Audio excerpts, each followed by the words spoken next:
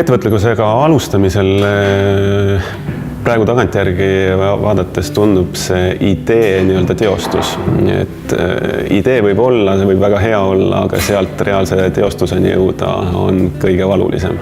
Inkubaatori nii-öelda võtmesõna on ikkagi mentorid, kellest inkubaator ju koosneb ja peale esimest kohtumist tol hetkel 3 mentoriga me saime aru, et nendest võiks kasu olla.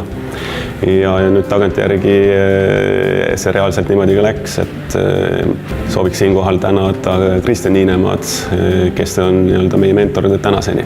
Jah, inkubaatori nii-öelda eelised tegelikult on mitu, et üks on see töökeskkond, mida nad pakuvad, lisaks mentorid ja tänu mentoritele ka tegelikult kontaktid nii Eesti-siseselt kui piiri tagant ja nendes kõiges 3 me tegelikult oleme nagu abi saanud. Võib-olla kõige paremini on meeles esimene kohtumine 3 mentoriga ja sealt siis edasiste plaanide nii-öelda paikapanek, et mingil huvitaval põhjusel see on nagu kõige paremini meelde jäänud.